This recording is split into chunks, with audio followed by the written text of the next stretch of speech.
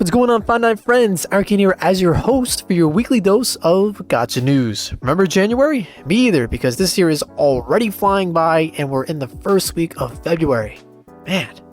Anyways, this week we got news stories on upcoming games, a hack, anniversaries, and more.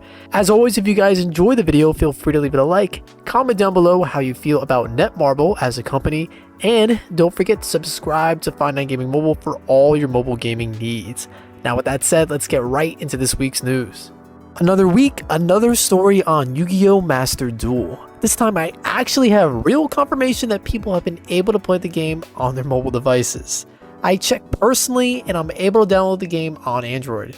Unfortunately, it appears that iOS users still can't play the game, but with it being on Android, I imagine it should be a day or two before it launches on iOS as well.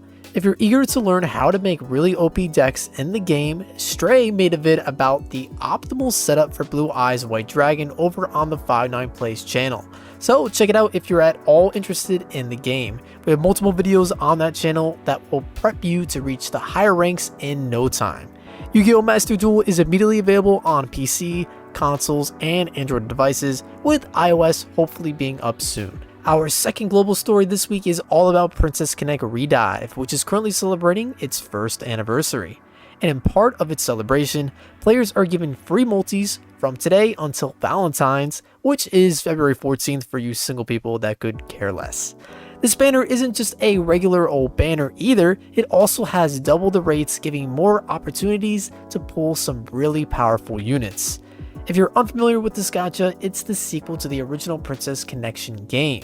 The sequel features high quality animated scenes, simple real-time battles done with a tap of the screen, and intimacy scenes that are unlocked as you increase your bond with your units.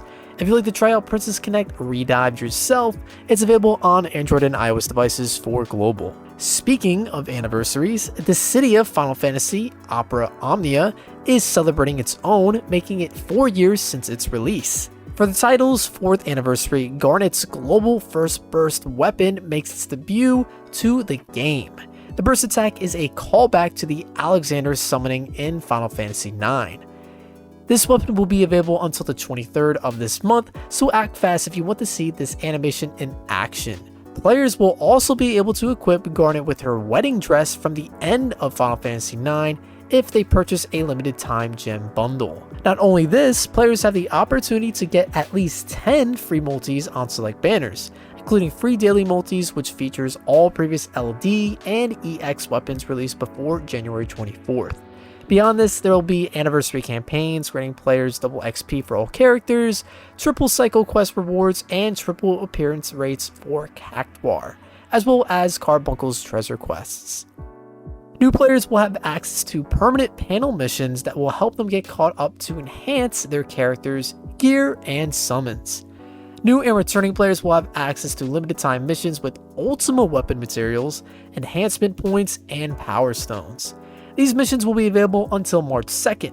Chocobo panel missions, which reward players with draw tickets, realization materials, enhancement points, and more, will also be available until March 2nd. If you're unfamiliar with the game, it's basically a mobile spin-off of the spin-off that is the City of Final Fantasy, which originally released for the PSP.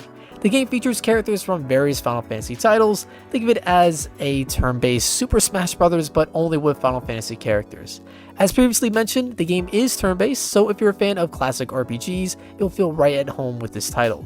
Plus, it even has multiplayer, so you can take down baddies with 2 other companions if you're up to the challenge. And if you are, the City of Final Fantasy Opera Omnia is available on Android and iOS devices for global. Changing up the pace here for our last story for global, featuring Punishing Grey Raven. The official Twitter account of the game was hacked last week. Someone messed with the account's name and profile, making the name Elon Musk and the profile a whale, I think. Anyways, the hackers also tried pushing people to buy cryptocurrency and everyone's favorite, NFTs. Wow, what an awesome scam, guys. You know, maybe if the hackers promised some cute anime girl NFTs, some people may have actually bought into it, but, you know, I digress. When the account was finally recovered, the official Twitter simply stated that they were hacked, which is, you know, definitely true, and they had a funny crying graphic to go along with it.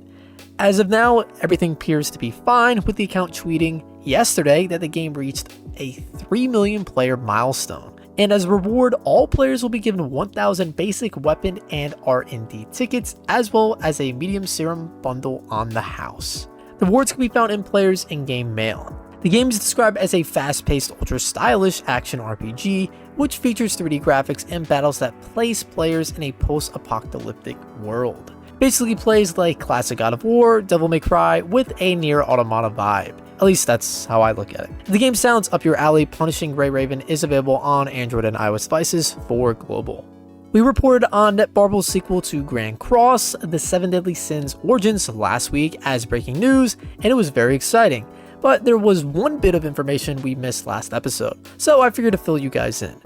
Players will be able to venture off in the land of Britannia, where time and space are intertwined with a new protagonist, Tristan. If you have no idea who that is, this is what they look like. That was basically it. We do know that you'll be able to play as multiple characters in the game, so I imagine Tristan will be one of them. They mainly focus on Meliodas in the trailer, so maybe he's here to help Tristan in some way, but that's just me speculating at this point. For those that missed it the other week, 7 Deadly Sins Origins is going to be an open world game that features real-time combat, the ability to call allies on the fly, swimming, gliding, loot, and much more. If you're interested in the title, it's going to release on every platform out there, PC, console, and mobile devices, so no matter what your preference is, you'll be able to dive into this bad boy whenever it releases.